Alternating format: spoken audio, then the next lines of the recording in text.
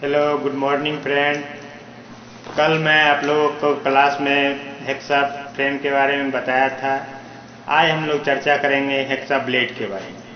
सबसे पहले स्क्रीन पे हम लोग देखते हैं हेक्सा ब्लेड का फिगर, जिसमें फिगर को दर्शाया गया है।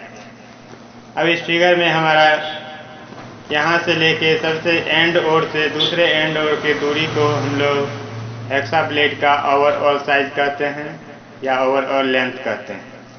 और हेक्सा ब्लेड के एक होल के सेंटर से दूसरे होल के सेंटर के बीच की दूरी को नॉर्मल साइज या हेक्सा ब्लेड का साइज कहा जाता है।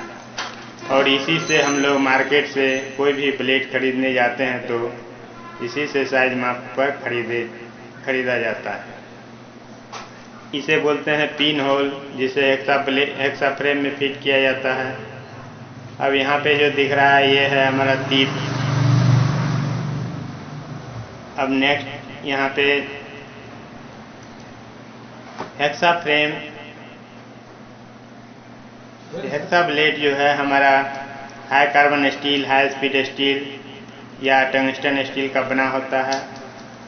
लेंथ के अनुसार वर्कशॉप में 200 mm, 250 mm या 300 mm तक के साइज में इसका प्रयोग किया जाता है। इसकी चौड़ाई 13 mm से 16 mm तक होती है। हेक्सा ब्लेड की थिकनेस 0.63 mm से 0.8 mm तक होती है। हेक्सा ब्लेड के एक तीत से दूसरे तीत के बीच की दूरी को पिच कहते हैं। ब्लेड के तीत की पिच cm तीत पर cm के अनुसार ब्लेड 4 प्रकार के होते हैं। Number 1 course pitch blade, number 2 medium pitch blade, number 3 fine pitch blade, number 4 very fine pitch blade. अब चर्चा करते हैं कोर्स पिच ब्लेड में तीत की संख्या 5 से 6 तीत पर cm होती है तथा इसके पिच की दूरी 1.8 mm होती है। मीडियम पिच ब्लेड में तीत जो होती है 8 तीत पर cm होती है तथा इसकी पिच 1.25 mm होती है। फाइन पिच ब्लेड में तीत की संख्या पर cm 10 होती है तथा पिच 1 mm होती है। वेरी फाइन पिच ब्लेड में 12 तीत पर cm होती है तथा इसकी पिच की दूरी 0.8 mm होती है। नेक्स्ट में है एज के अनुसार ब्लेड 2 प्रकार के होते हैं। Number 1 single edge blade, number 2 double edge blade. Next में है हार्डनेस के अनुसार ब्लेड 2 प्रकार के होते हैं। Number 1 all hard blade, number 2 flexible blade. अब चर्चा करते हैं ऑल हार्ड ब्लेड किसको कहते हैं। ऑल हार्ड ब्लेड में हम लोग क्या करते हैं कि ब्लेड की पूरी बॉडी को तीत से लेके ऊपर तक हार्ड किया जाता है और होल के आसपास कुछ भाग को सॉफ्ट रखा जाता है ताकि हेक्सा ब्लेड को हेक्सा फ्रेम में फिट करते समय उस पर प्रेशर पड़ने पर ब्लेड टूटे न। इसी कारण इसके होल के आसपास की कुछ दूरी को सॉफ्ट रखा जाता है। नंबर 2 फ्लेक्सिबल ब्लेड इस प्रकार के ब्लेड के आधार लंबाई यानी तीत वाले हिस्से को हार्ड किया जाता है तथा शेष ऊपर से आधा भाग सॉफ्ट रहता है। इसी कारण इस ब्लेड को गोलाई में भी मोड़ा जा सकता है। इस ब्लेड का चित्र नीचे दर्शाया जा रहा है जिसको कि हम लोग देख सकते हैं। नेक्स्ट में है हेक्सा ब्लेड फिट करते समय ब्लेड का तीत किस ओर रखा जाता है। हेक्सा ब्लेड को हेक्सा फ्रेम में फिट करते समय हेक्सा ब्लेड की तीत को हैंडल से आगे अर्थात स्लाइडिंग स्क्रू या विंग नट की ओर रखा जाता है। अब है हेक्सा ब्लेड का साइज ब्लेड के एक होल के सेंटर से दूसरे होल के सेंटर के बीच की दूरी से लिया जाता है या एक होल के एक साइड से दूसरे होल के दूसरे साइड के से लिया जा सकता है। सेटिंग ऑफ टीथ ब्लेड के कुछ टीथ राइट और कुछ टीथ लेफ्ट मुड़े होते हैं। इसी मुड़ने की विधि को सेटिंग ऑफ टीथ कहा जाता है।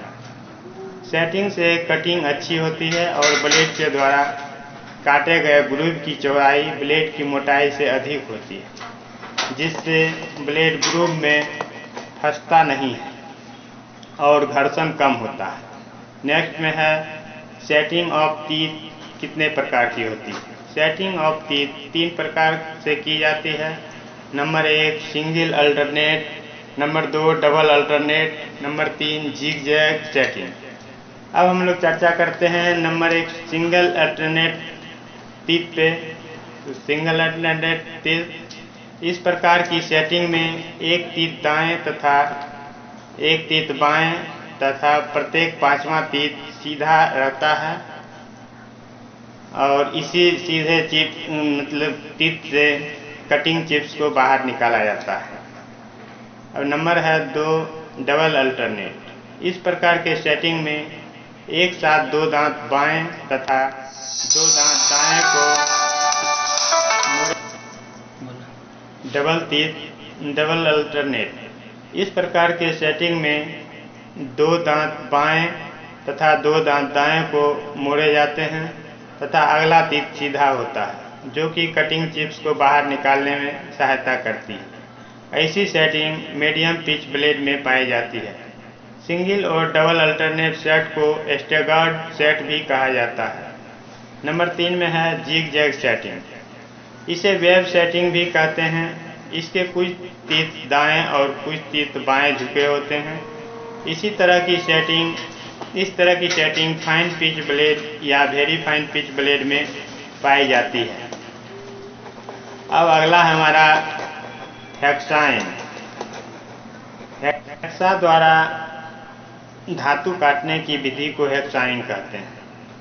हेक्साइन करते समय निम्नलिखित बातों पर ध्यान रखना चाहिए। नंबर 1 मेटल के आकार एवं कठोरता के अनुसार ब्लेड का चयन करना चाहिए तथा जॉब का भाइस जा के निकट अच्छी तरह बांध लेनी चाहिए ताकि काटने वाली लाइन साफ साफ दिखे।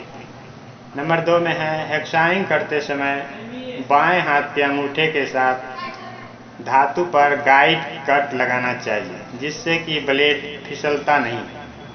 हेक्सा फ्रेम का हैंडल दाएं हाथ में तथा फ्रेम का अगला भाग फ्लाई नट की ओर बाएं हाथ से पकड़ना चाहिए। नंबर 4 में है तत्पश्चात ब्लेड को गाइड कट में सीधा रखते हुए हल्के दबाव से कट प्रारंभ करना चाहिए। नंबर 5 में है ब्लेड की पूरी लंबाई का प्रयोग करनी चाहिए। केवल आगे जाते समय यानी फॉरवर्ड स्ट्रोक में दबाव देनी चाहिए तथा बैकवर्ड स्ट्रोक में दबाव हटा लेनी चाहिए, क्योंकि ब्लेड फॉरवर्ड स्ट्रोक में ही कटिंग करता है। अगला है नंबर 6 में ब्लेड कुछ गहराई तक मेटल में प्रवेश करने के बाद हेक्सा को 40 से 50 स्ट्रोक पर मिनट चलानी चाहिए और जब कट समाप्त होने लगे तो दबाव गति कम कर देना चाहिए।